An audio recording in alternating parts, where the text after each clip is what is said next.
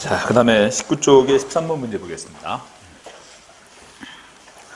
다음은 판례의 일부로서 가론에 들어갈 말로 그런 것은 이런 문제인데, 자, 박스에 보니까 주식 백지 신탁 제도라 함은 공짜의 재산과 그가 담당하는 직무사에 발생하는, 자, 공짜의 재산하고 그가 담당하는 직무사에 발생하는 거예요.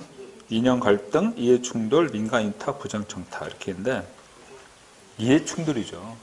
그죠? 네. 이해 충돌을 사전에 회피하고 공익자가 지위 또는 직무상 알게 된 정보를 이용해서 주식 거래를 하거나 주가에 영향을 미쳐서 부정하게 재산을 증식하는 것을 방지하며 국민에 대한 봉사자로서 직무 전념 의무를 다하도록 하기 위해서 일정 금액을 초과하는 주식을 보유하고 있는 경우에는 그 주식을 매각하거나 주식의 관리, 운영, 처분 권한 일체를 수탁기관에 위임하는 거예요. 이걸 주식 백지 신탁제라고 표현하는 것이죠. 이것을 이렇게 위임해서 자신의 재산이 어떤 형태로 존속하는지 알 수 없도록 신탁계약을 체결하도록 하는 제도, 이것을 주식 백지 신탁 이렇게 표현한다는 겁니다.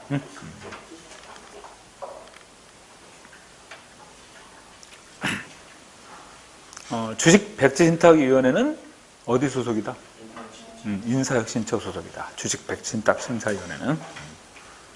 근데 부동산 백지 신탁 제도는 도입되어 있지 않다. 부동산 백지 신탁은, 주식 백지 신탁 제도는 도입되어 있지만. 14번. 우리나라의 다면평가 제도의 설명에서 옳지 않은가? 다면평가는 360도 평가라고 표현하죠.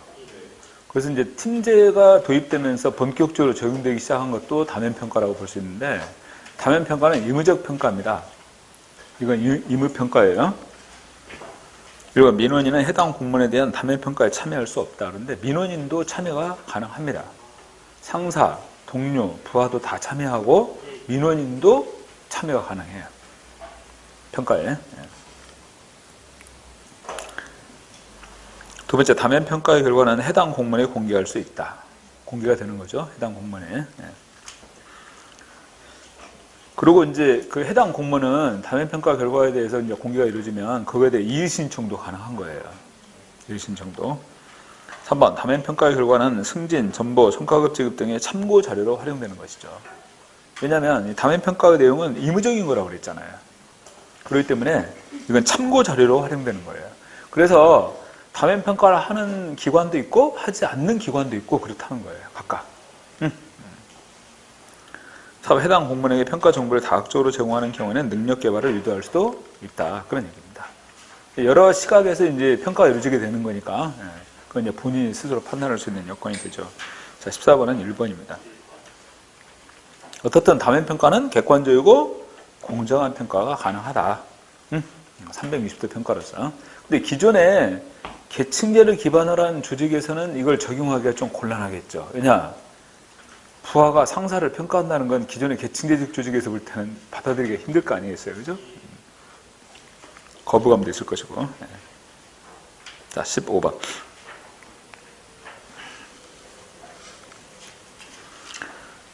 우리나라의 주민참여제도의 설명에서 옳지 않은가? 주민참여제도.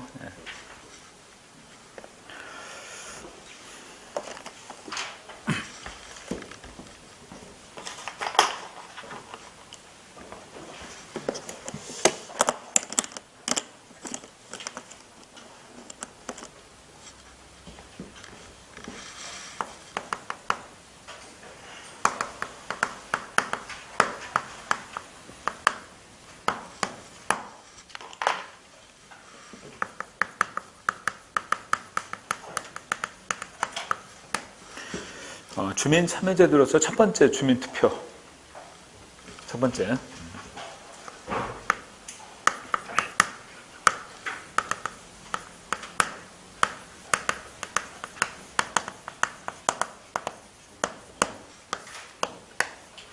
조례 재정 개폐 청구. 조례 재정 개폐 청구.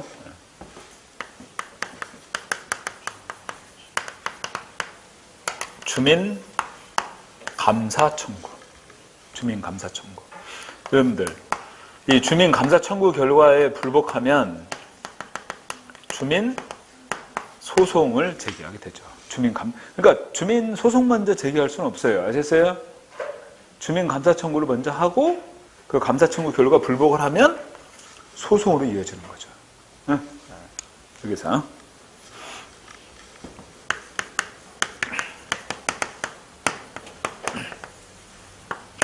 주민 소환,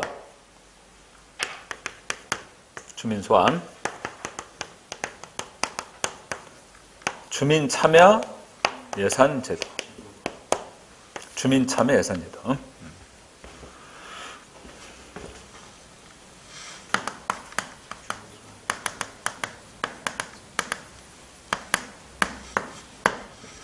순서입니다. 이 지금 도입된 순서예요. 조, 감, 투, 송환. 응?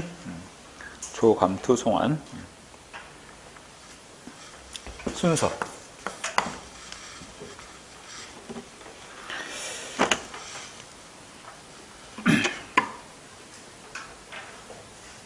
쉬는 시간에 다른 질문을 한 친구는 뭐냐면, 행정학은 몇 분에 풀어야 돼요? 이렇게 물어봐요. 물론 각자의 여건에 따라 다르겠지만 내 판단은 행정학은 10분 정도에 풀어야 된다고 생각해요. 아니 무슨 소리야. 그럼 영어는 어떻게 할 건데? 국어는 어떻게 할 건데? 그렇잖아요.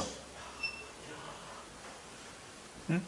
영어, 국어 지문 읽어보는데 시간이 엄청 걸리는데 그렇잖아. 그래 행정학 같은 경우는 최대한 시간을 단축해야 될 거 아니에요. 근데 내가 볼 때는 10분에 풀어야 돼. 그래서 두 문자를 많이 정리를 해두라는 거죠. 그래서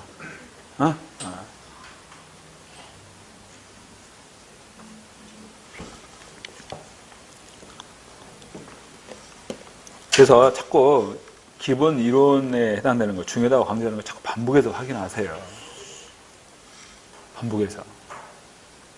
문제가 탁 나오면 그것과 연관되는 내용 이렇게 정리하고 두 문자 정리하고 자꾸 그렇게 해가지고 적응을 빨리빨리 해야지. 뭐 방법이 없잖아. 응? 자, 15번에 보면 우리나라 주민참여제도의 설명에서 옳지 않은 1번 지방자치단체 장은 주민에게 과도한 부담을 주거나 중대한 영향을 미치는 자치단체 주요 결정사항에 대해서 주민투표에 붙일 수가 있다. 주민투표를 청구하는 것은 주민, 지방의회 의원, 단체장, 중앙행정기관의 장 이렇게 청구를 할 수 있어요.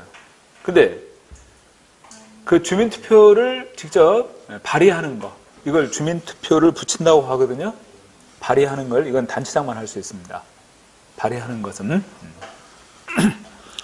2번 개인의 사생활을 침해할 우려가 있는 사항이라도 사무처리가 법령에 위반되거나 공익을 해친다고 인정이 되면 주민감사 청구를 할 수 있다는데 주민감사 청구 같은 경우는 이렇게 개인의 사생활 침해 우려가 있는 경우는 감사 청구할 수가 없는 거죠. 개인의 인권 보호가 더 우선이지. 그렇지 않습니까? 그래서 개인의 사생활 침해 우려가 있는 경우 두 번째 수사나 재판에 관여하는 경우 또는 다른 기관에서 감사를 했거나 감사 중인 경우 이런 경우는 감사 청구할 수 없어요. 아셨어요? 감사 청구할 수 없습니다. 여러분들 주민 감사 청구 어디에 하죠? 감사원? 그건 국민 감사 청구예요.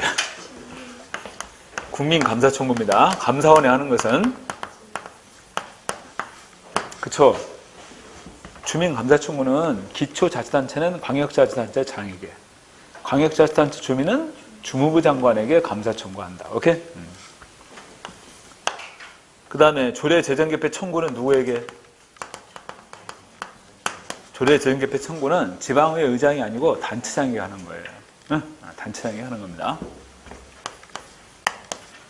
주민투표 청구 아까 그 주민, 지방의회 의원, 그 다음에 지방의회, 그 다음에 단체장, 중앙행정기관의 장이 청구할 수 있다고 그랬잖아요. 그죠? 그걸 발의하는 것은 단체장만 할 수 있고. 자, 주민 소환 제기하지 않습니까? 그죠? 주민 소환 어디에 제기합니까? 주민 소환? 주민 소환은 관할 법원, OX. 주민 소환은 관할 선거관리위원회. 아셨어요? 관할 선거관리위원회. 관할 선거관리위원회 소환을 제기한다. 오케이? 2번 틀렸습니다. 개인의 사생활 침해 우려가 있는 사항은 감사 청구할 수 없다. 3번 주무부 장관이나 시도지사는 주민 감사 청구를 처리할 때 청구인 대표자에게 반드시 증거 제출 및 의견 진술의 기회를 줘야 한다. 4번 자치단체장은 대통령령으로 정하는 바에 따라서 지방 예산 편성 과정에 주민을 참여할 수 있는 절차를 마련해서 시행해야 된다. 이것은 절차적 구속력을 인정하는 거예요. 오케이? 이 예산 편성, 지방자치단체 예산 편성관에 반드시 주민들을 참여해서 의견을 수렴해야 됩니다. 아시겠습니까? 그러니까 그런 절차를 지켜야 된단 말이야. 그런데 이 주민들 참여해서 주민들 의견을 수렴했어요. 그리고 주민들이 이것저것 요구도 하고 이렇게 한단 말이야.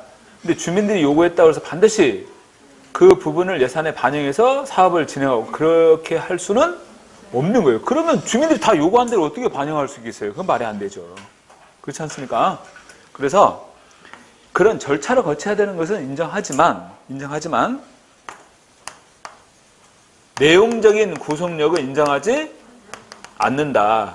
그 얘기는 뭐냐면 주민들이 요구했다고 해서 그것을 반드시 예산 반영해서 그런 사업을 할 수는 없다. 그 말이에요. 아셨어요?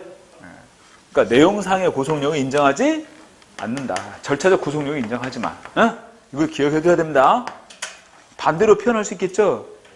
주민참여 예산제도에 있어 내용적인 구속력을 인정하지만 절차적 구속력을 인정하지 않는다. 이렇게 나올 수 있어요. 응? 꼭 기억해둔다. 여기서 지방 예산 편성 과정에 주민을 참여할 수 있는 절차를 마련해서 시행해야 한다. 이렇게 얘기했잖아. 이건 절차적 구속력을 인정하는 거예요. 오케이? 그래서 여러분들 이제 하반기에 이제 지방자치단체 예산 편성이 이루어지는 과정에 청주시가 각 지역 동일할지 이렇게 돌면서 이제 미리 홍보를 해요. 어느 곳에서 주민 예산에 대해 설명회를 갖겠다. 주민들 참여하시라고 미리 홍보를 합니다. 그러면 이제 거기가 이제 내년도 예산 규모 또 청주시에서 주로 하게 되는 사업들 이런 것들을 중심으로 쭉 설명할 거란 말이에요. 그리고 이제 특정 지역에 가면 그 지역에서 어떤 사업들이 진행될 것인가 이런 것도 설명하고 또 예를 들어서 올해 진행됐던 사업은 진행이 어느 정도 됐고 예산 투입이 얼마나 됐고 이런 것도 설명을 하죠. 각각. 그런데 거기서 이제 주민들이 이제 그런 설명을 듣고 문제를 지적할 수도 있잖아요. 그죠? 문제를 지적할 수도 있습니다. 그 다음에 예산 집행한 부분에 대해서 감사 청구도 할 수 있어요. 아셨어? 주민들이. 그 다음에 잘못 집행된 부분, 이런 부분들도 감사 청구가 가능할 거 아니겠어요? 그죠? 또 뭐, 이런저런 요구도 할 수 있겠지. 우리 지역에 이게 급하니까 이 사업을 먼저 좀 해달라. 다른 사업보다도. 이렇게 요구할 수 있고, 또, 이런저런 뭐 사업에 대한 건의 같은 것도 있으면, 그런 건의가 올라오면 단체장이 판단을 하는 거죠. 이게 중요하다라고 판단이 되면 신규 사업으로 반영해서 예산 집행할 수 있는 거 아니겠습니까? 그런 과정들, 설명했던 과정들이 지금 여기서 말하는 주민 참여 예산제도. 오케이?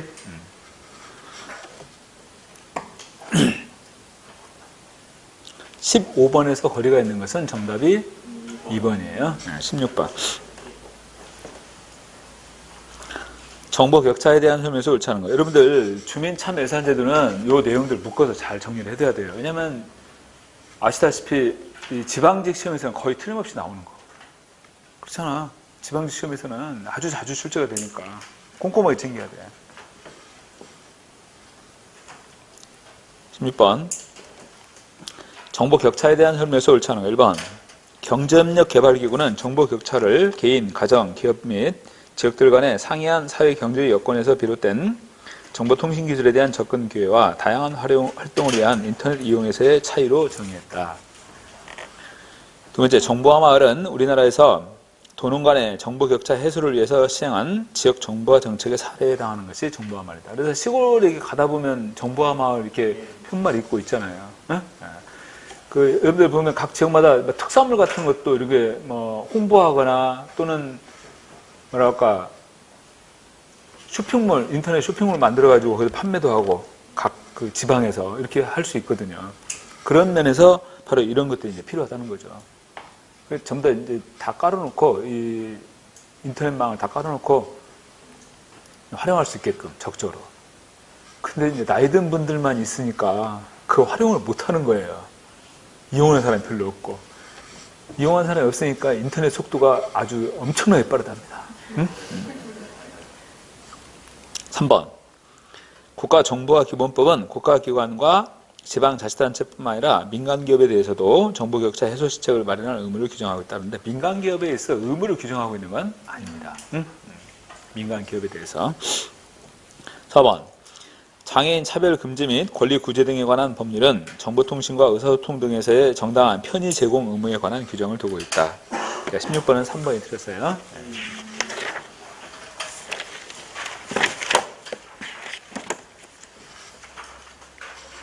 자, 17번. 바우처 제도의 설명서 옳지 않은 거. 1번. 바우처는 여러분들 시장을 통해 생산을 하고 시장을 통해 공급이 이루어지는 거죠. 그죠? 생산과 공급이 모두 시장을 통해 이루어지는 것이 바우처예요. 1번. 산람원의 행정수단 유형 분류에서 민간위탁과 같이 직접성이 매우 높은 행정수단이다. 직접성의 정도가 낮다라고 하는 것은 사조 바보. 직접성의 정도가 낮은 거. 왜냐하면 사회적 규제. 조는 뭐야, 조는? 조세유출 예산. 조세유출. 그 다음에 바우처 보조금. 4가지. 이건 직접성의 정도가 낮은 거예요. 오케이? 공기업은 직접성의 정도가 높다. 공기업은. 그리고 경제적 규제도 직접성의 정도가 높은 거죠. 공기업이랄지 경제적 규제는. 2번.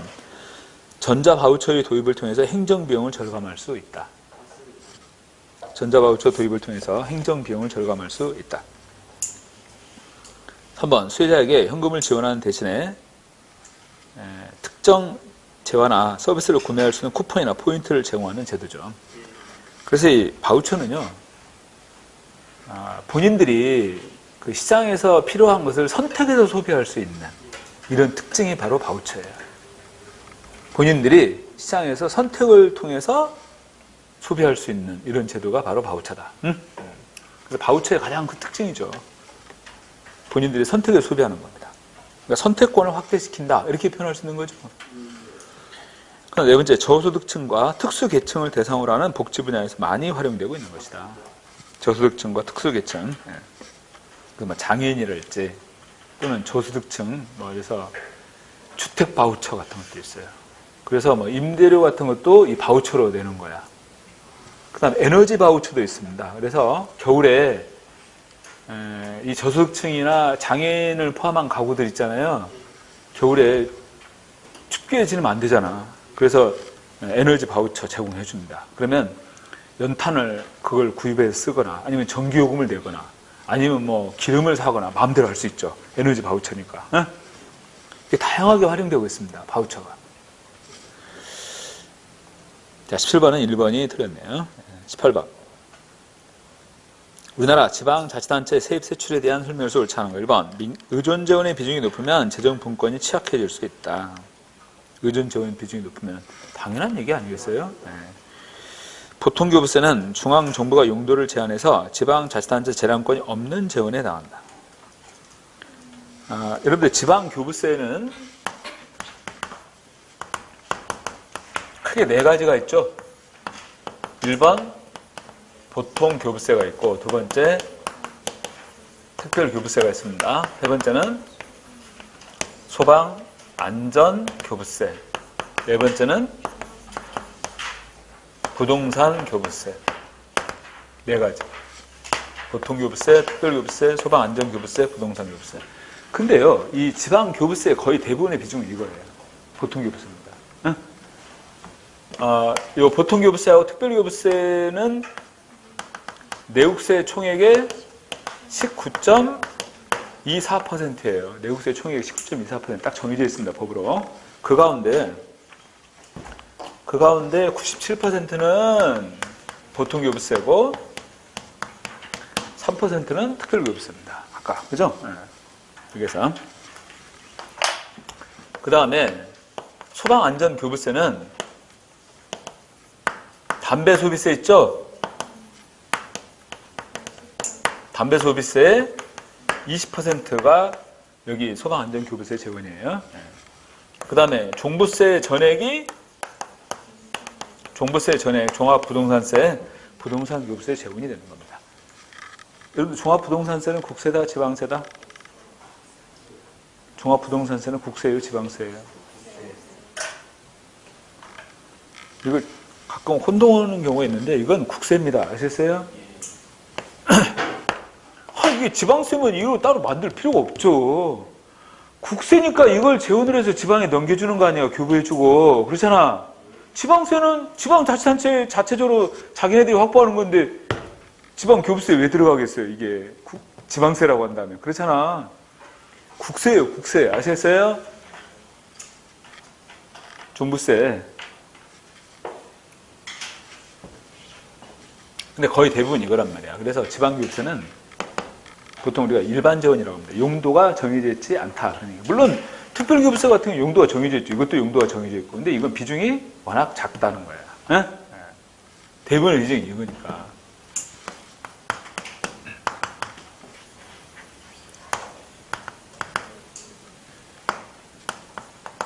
그런데 국가보조금 보면 단체임 사무 처리하라고 주는 돈이 부담금이죠.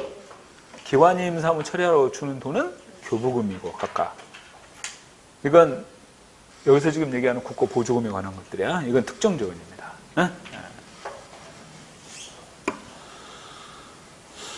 자, 18번 보시면 2번에서 보통 교부세는 중앙정부가 용도를 제한해서 자치단체의 재량권이 없는 재원이다.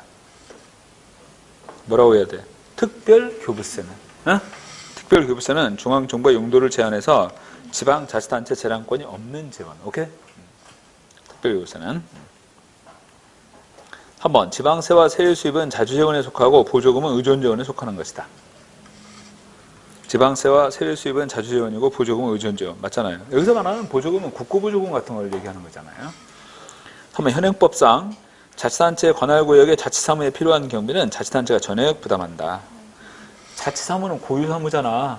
그러면 그 사무처리의 비용은 전액 자치단체가 부담하는 거죠.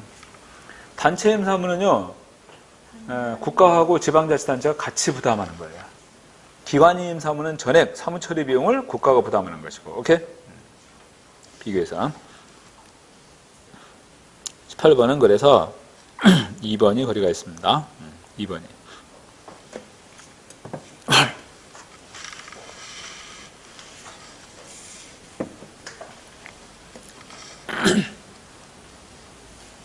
19번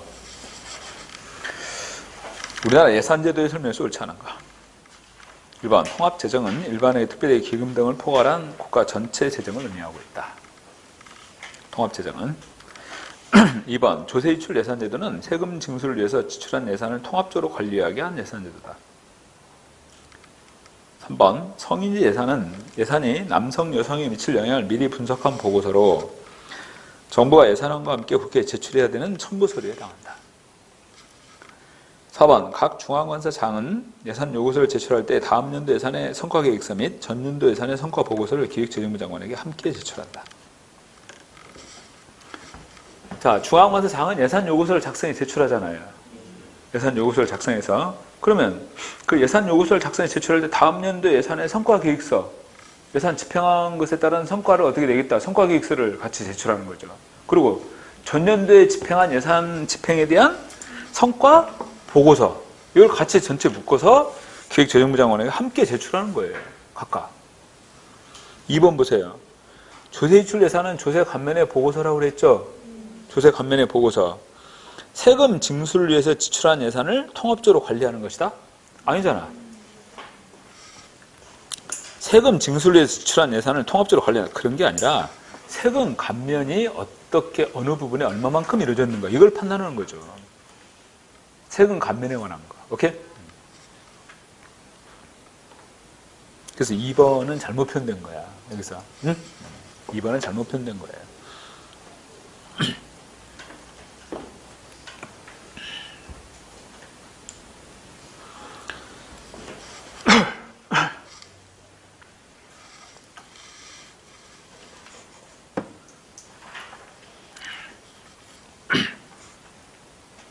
자, 20번.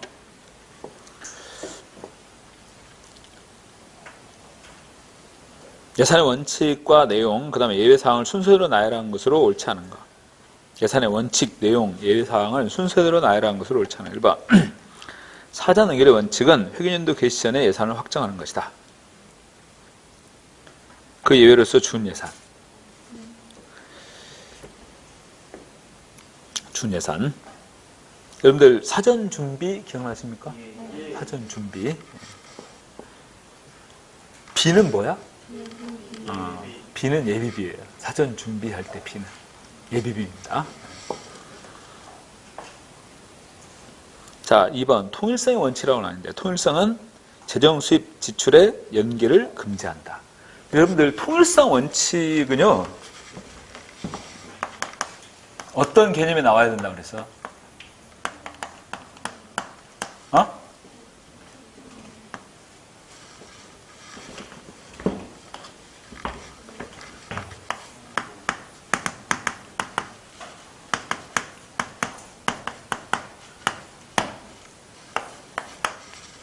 이 개념이 나와야 된단 말이야. 국고라는 개념이. 국고가 뭐야? 국가의 금고란 말이야. 금고. 이 개념이 나오면 통일성의 원칙이에요. 아셨어요? 이 개념이 나오면. 그러니까 국고, 국가의 금고니까 이 금고에 모든 수입 다 들어가고 여기서 이렇게 다 나온단 말이야. 아셨어? 모든 수입은 다 국고로 들어가고 모든 지출은 국고를 통해서 나온다. 저게 하나의 통과 같은 역할을 하는 거예요. 아셨어요? 통일성 원칙이란 말이야. 이게 통과 같아, 통. 국고가, 국가의 금고가. 그래, 통일성 원칙이다. 이렇게 연결하라고. 모든 수입은 통으로 들어가고, 국고로. 그리고 모든 지출은 여기서부터 나와서 지출이 이루어진다. 그러니까, 특정의 수입을 특정 지출로 연결하지 말라는 거예요. 특정 수입을 특정 지출을 연결시키지 말고 모든 수입은 여기로 들어가고 모든 지출은 여기로부터 나와서 지출이 이루어진다. 이게 통일성 원칙입니다. 오케이? 네. 그래서 재정 수입과 특정 지출의 연계를 금지한다. 이렇게 나와 있잖아. 자, 이거의 예외는 통목수 특기 이렇게 표현했어요. 통목수 특기. 이거 예외가. 그 다음에 단일성의 원칙은 세입 세출 내역의 명시적인 나열. 여러분들 세입 세출의 내역을 명시적으로 나열하라. 이것은 명료성의 원칙입니다. 명료성의 원칙. 자, 명료성 원칙의 예외는 총괄 예산입니다. 그러니까 이 총괄 예산은 총액만 정하는 거잖아요. 구체적인 세부 내역은 생략입니다. 그러니까 명료성 원칙의 예외는 총괄 예산이야. 응?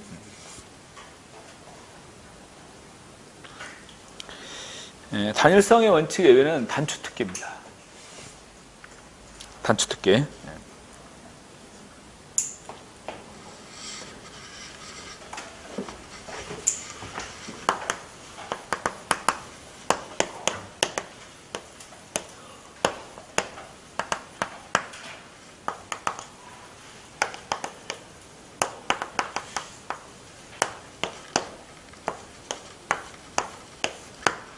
한계성의 원칙, 한정성의 원칙이죠.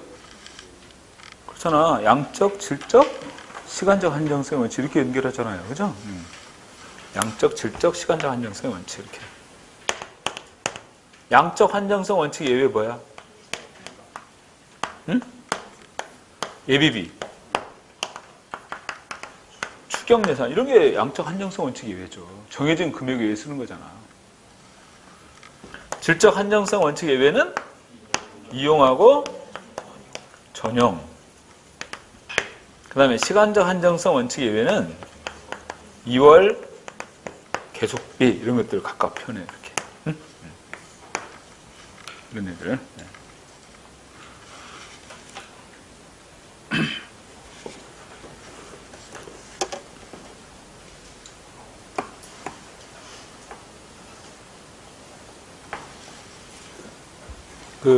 최근에 뭐 이런 얘기 많이 했었죠.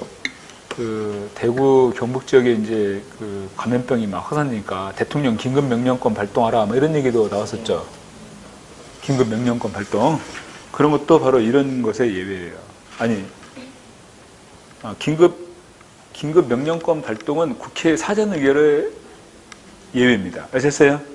긴급 명령권을 발동하는 것은 사전 의결을 거치지 않고 발동할 수 있어. 아셨어? 여기서 사전 의결의 원칙에 대한 예외가 된다. 응?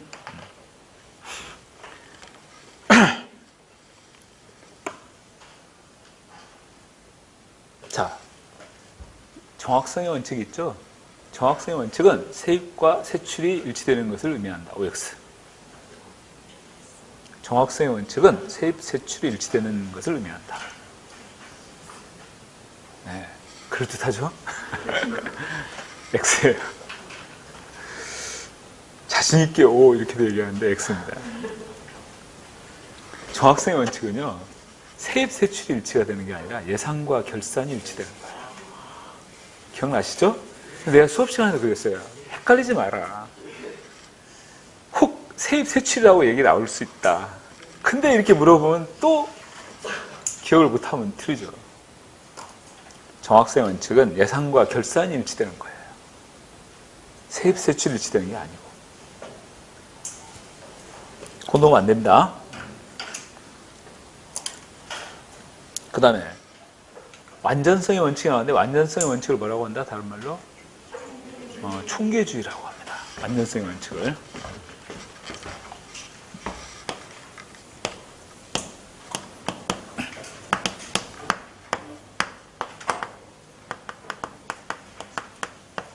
근데 완전성이라는 표현보다는 총계주의라는 표현을 더 많이 써요. 그죠? 자,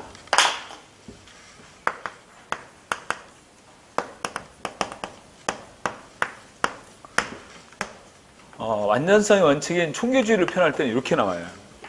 모든 세입 세출을 계상한다. 이렇게 나옵니다. 모든 세입 세출을 계상한다. 그러면 여기서 여러분들 모든이라는 의미는 곧 뭐야? 총이라는 얘기예요. 아셨어요? 계상이란 계산해서 올린다 해서 계상이에요. 여기 계라는 말이 있잖아. 그래, 총계주의야. 그러니까 저 편이 나온단 말이야. 모든 세입 세출. 아셨어요? 모든 세입 세출을 계상해서 올린다. 그러면 그게 총계주의고 완전성입니다. 아셨어? 예를 들어서 이런 경우가 있죠.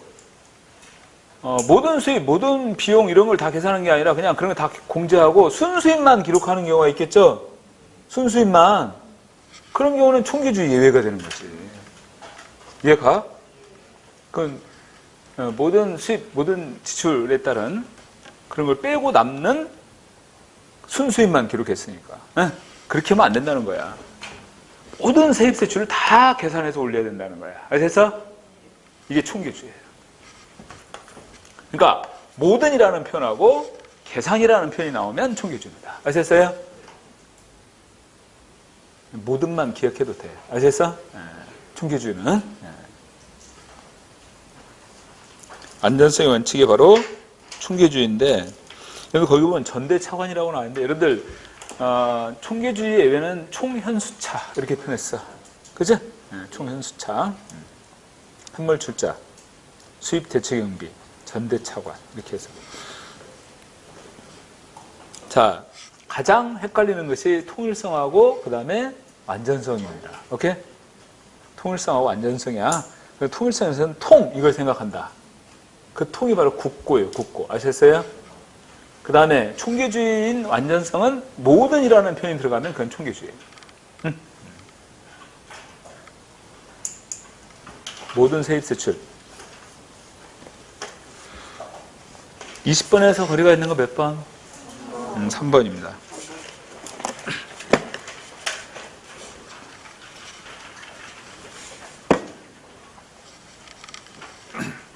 여기까지가 이제 기출문제에 해당되는 거고,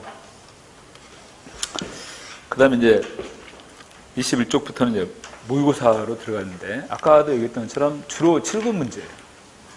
근데 이제 7급 문제 가운데서 내가 쭉 확인해서, 이건 9급에는 출제되기가 좀 곤란하겠다. 또 9급에는 이런 식의 문제는 출제가 안 된다는 건 내가 다른 걸로 교체하고 수정하고 이렇게 했어요. 그리고 기출문 7급 문제 가운데서 내가 수정해서 이렇게 집어넣고 이렇게 다 한 번씩 다 확인했습니다. 한 번이 아니라 두세 번씩 확인했어요. 그리고 이제 또 뭐가 있냐면 중복되는 문제들이 있을 거 아닌가, 내용이. 그것도 또 다 교체했습니다. 중복되는 것이 있으면 다른 주제를 또 집어넣고. 그냥 중복되는 거 또 풀어보고 그럴 필요는 없잖아요. 그렇게 만든 문제들이에요, 이게. 그렇게. 그리고 이거 끝나면 지방직 대비하는데, 이제 지방직 대비는 뭐 전체적으로 정리를 한다고 그러는데, 내가 얘기했나? 하루에 40문제씩 풀 거예요. 하루에 40문제인데, 그 40문제는 행정학 전 과정의 문제가 순서대로 쭉 들어가 있어요. 그러니까 하루 40문제 풀면 한 번 내용을 쫙 정리하는 거예요. 행정학 전 과정을. 하루에. 근데 매주 그렇게 문제가 나갑니다. 40문항씩. 아니, 미리, 가만히 있어. 그거 미리 줘야 되겠다.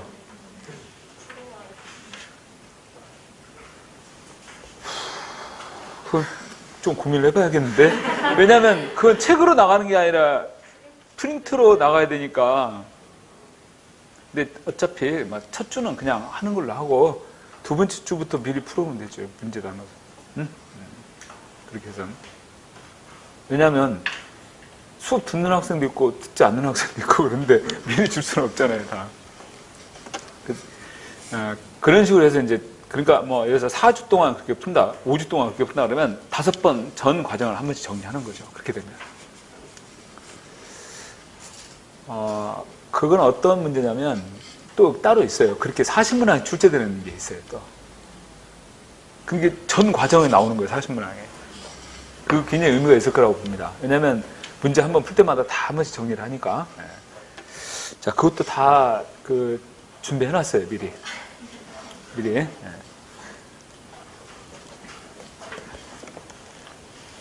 자, 21쪽에 모의고사 1번 보겠습니다. 노예 정책 분류와 그 특징을 연결한 것으로 옳지 않은 거, 이렇게 나와 있어요.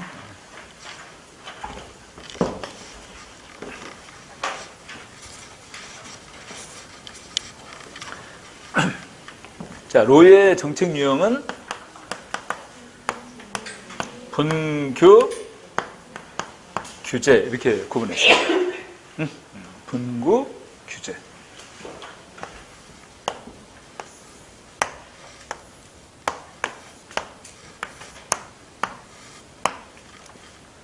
그럼 볼 것도 없이 분구, 규제, 이거 뭐야? 분배정책이죠?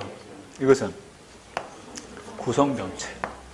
그 다음에 규제. 이것은 재분배. 각각. 자, 이건요, 개별적 행위를 중심으로 하는 거죠.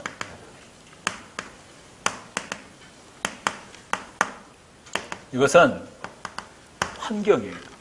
환경. 그 다음에 이쪽은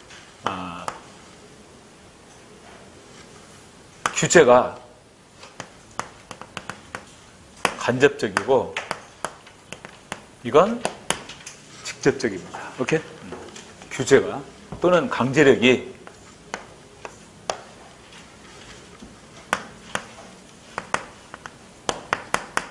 간접적이다, 직접적이다. 오케이? 여러분들 분배에 관한 것은 개별적인 거예요. 그런 것들은 뭐 도로, 그 다음에 철도, 그 다음에 항만, 각각 개별적인 것들이잖아요. 그죠? 그리고 이런 것들은 강제력이 직접적이지가 않죠. 이런 부분들은 간접적이죠. 구성정책이죠? 여러분들, 구성정책은 어떤 거예요? 선거구 조정이죠? 행정기관을 새롭게 신설하거나 통합하거나 이런 거죠? 자, 생각해봐요. 인구 변동이 이루어지니까 그 인구 변동에 따라서 지금 선거구 조정하고 있잖아요. 지금 현재. 아직까지도 확정이 안 됐어요. 근데 한 달 나오는데 그 여당, 야당 간에 얼마나 지금 지금 신경전을 벌이고 또 강원도 뭐 이렇게 좀 분리시키고 하니까 강원도 난리가 났어요. 그러니까 없던 일로. 왜냐면 그 반발하고 그러면 거기서 이제 표 다 달아날 거 아니야. 그러니까 없던 일로. 반발하고 나면.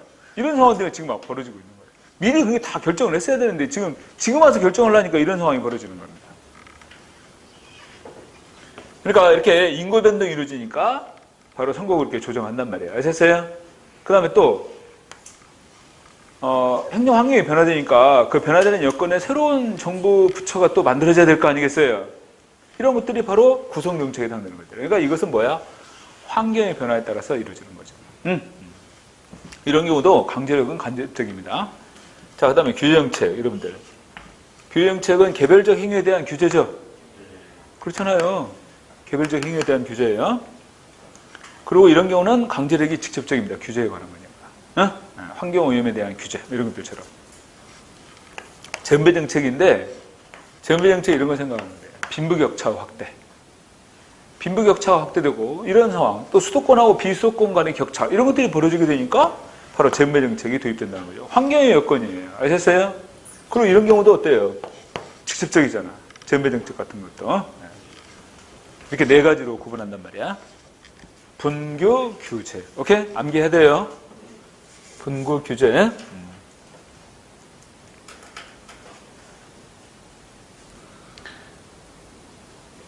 자, 여기서 옳지 않은 것을 1번. 배분정책은 재화 서비스를 사회 특정 부분에 배분하는 정책으로 수혜자와 비용 부담자 간의 갈등이 발생한다. 배분, 분배 정책은 나눠먹기예요. 갈등 저항이 별로 없어요. 그래서 집행이 용이합니다. 집행이 용이해요. 두 번째, 규정책은 특정 개인이나 집단에 대한 선택의 자유를 제한하는 유형의 정책으로서 정책 불응자에게는 강제력을 행사한다. 오케이? 그래서 지금 보세요. 강제력이 직접적이잖아요. 여기는. 3번, 전배정책은 고소득층으로부터 저소득층으로의 소득 이전을 목적으로 하기 때문에 계급 대립의 성격을 지닌다. 그리고 이념적 성격을 나타내요. 아셨어요? 계급 대립적이고 또한 이념적 성격을 나타낸다. 전배정책은 4번, 구성정책은 정부기관의 신설과 선거구 조정 등과 같이 정부기구의 구성 및 조정과 관련된 정책이 바로 구성정책입니다. 게임의 법칙이 나타난 것은 뭘까? 게임의 법칙? 구성정책이 바로 게임의 법칙이 발생하는 거예요. 구성정책. 정부 조직 이런 걸 개편하는 과정에서도 그럴 거 아니겠어요. 그죠? 거기서 나중에 보면 승자가 있고 패자가 있고 그렇게 됩니다. 그 안에서 게임의 법칙이 전개되는 거예요. 구성정책 같은 경우. 여러분들 생각해봐요. 이 정권이 바뀔 때 정부 조직 개편되잖아요. 그 안에서 얼마나 치열하게 살아남으려고 할 것이고 또 다른 기관을 흡수 통폐합하려고 할 것이고 그런 과정에서 이 게임의 법칙이 작용한다 그 말이야. 또 지금 선거구 조정할 때도 마찬가지잖아요. 그렇지 않습니까? 구성정책은 게임의 법칙이 작용합니다.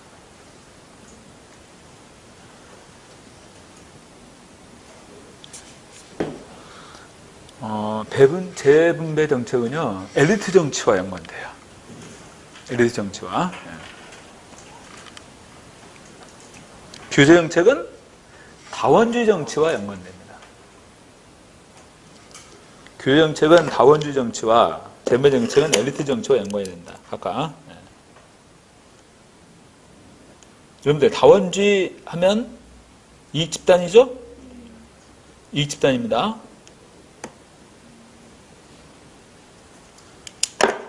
그러면 규제가 가해지면 그 규제로 인해서 이익을 받는 집단이 있고 피해를 받는 집단이 있죠. 그러면 그 집단들 간의 타협 조정을 통해서 정책을 도출하게 되는 거예요. 그렇잖아요. 다양한 이익 집단들이 있는데 규제가 가해지면 이익을 보는 집단이 있고 피해를 받는 집단이 있단 말이야.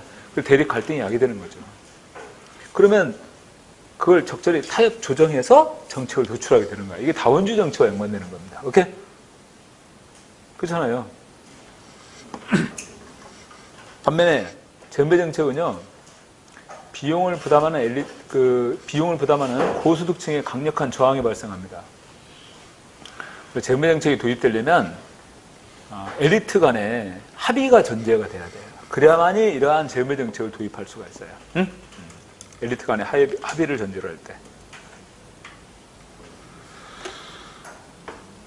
자, 1번의 정답은 옳지 않은 거니까 1번이 됩니다. 그리고 다시 말씀드리지만 앞으로 이게 7급에서는 이렇게 많이 나오거든요.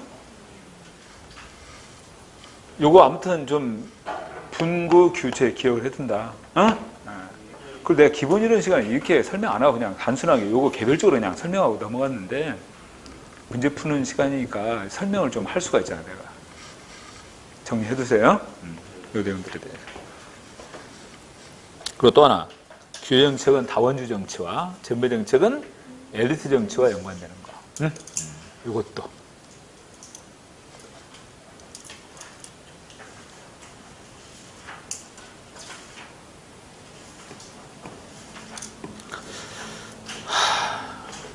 오늘 여기까지 하겠습니다. 응? 여기까지. 저기 모의고사 문제들 다 풀어보세요. 다 풀어보고 다음 주에 여기 들어가도록 하죠. 자, 오늘 수고했습니다.